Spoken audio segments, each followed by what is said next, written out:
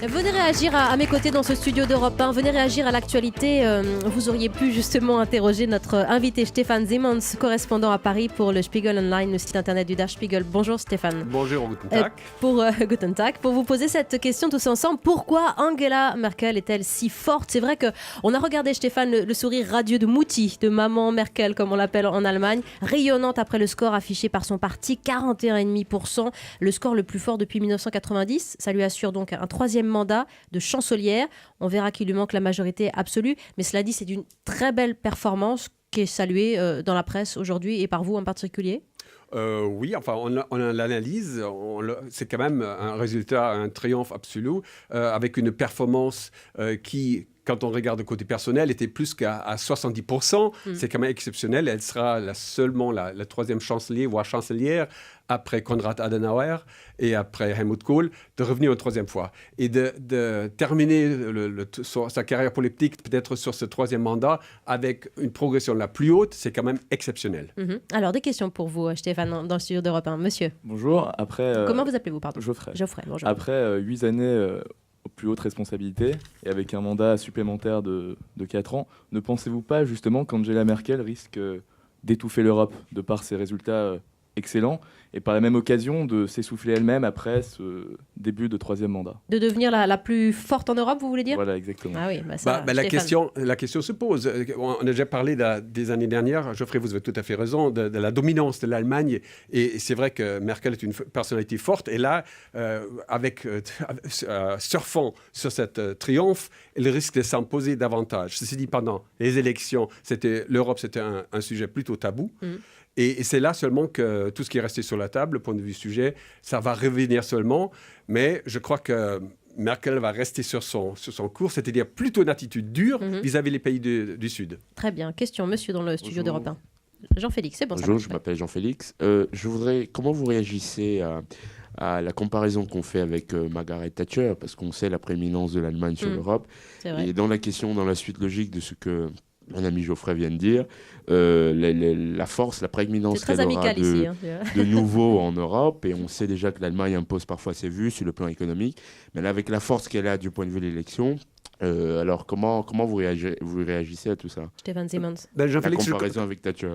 Oui, Jean-Félix, vous avez raison. Et la comparaison, on a parlé souvent de la Iron Lady, dans la Madame de Fer. Et nous, au Spiegel, on l'a montré sur notre titre en tsarine, Catherine II, justement pour la comparer à cette autosatisfaction. Oui. Mais attention, Madame Merkel, pour ce troisième mandat, ne va pas être seule. Elle est obligée d'avoir une coalition, probablement avec les sociodémocrates. Et les sociodémocrates, pour se prêter une deuxième fois à cet exercice, ou, comme a dit Alain tout à l'heure dans son rapport de Berlin, normalement, ils se font aplatir, vont mettre leur grain et vont faire attention pour qu'il y ait une attitude rouge, un côté sociodémocrate qui s'impose. Stéphane, on a Claude par mail qui nous demande quelle est la clé de son succès. Est-ce que c'est une victoire personnelle pour Merkel? Ah oui, avant tout, c'est un succès personnel, parce que pendant l'élection, il n'y a pas eu de grands débats sur des sujets. Toute la campagne électionnelle était très américaine.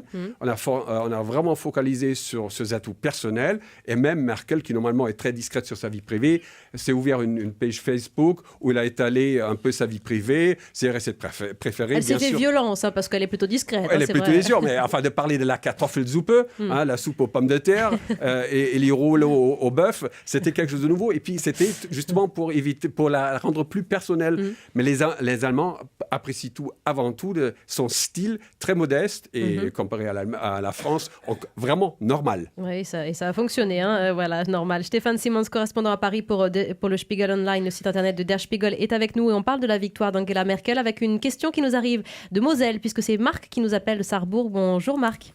Oui, bonjour. Et avec votre question, on vous écoute. Voilà. Alors, au sujet de la force politique d'Angela Merkel, est-ce qu'elle n'a pas une double explication? Alors, d'un côté, c'est vrai qu'il y a une femme politique qui est sûre d'elle, qui sait ce qu'elle veut sur le moyen et le long terme. Mais en face de cela, il y a aussi un peuple qui est un peu fidèle à sa réputation de peuple discipliné, qui accepte des discours sérieux, sobres, d'efforts aussi, tout ça qui permet une confiance réciproque. Oui, merci Marc. Stéphane. Marc, vous êtes près de l'Allemagne, donc je vois que vous comprenez un peu l'âme des Allemands. C'est vrai que c'est une population qui est âgée, l'électorat encore davantage, et c'est vrai, ils se sont retrouvés dans cette mer, nous on parle de patrie, on fait de Vaterland, mais aussi de Mutterland. Donc, Madame Merkel rend parfaitement dans cette image de la mer, de l'Allemagne, et les électorats, on n'a que voir les résultats, s'est retrouvé dans cette mer, cette chancelière. Merci beaucoup, Monsieur Stéphane Simons, pour ce décryptage de la position, de la victoire d'Angela Merkel aux élections législatives.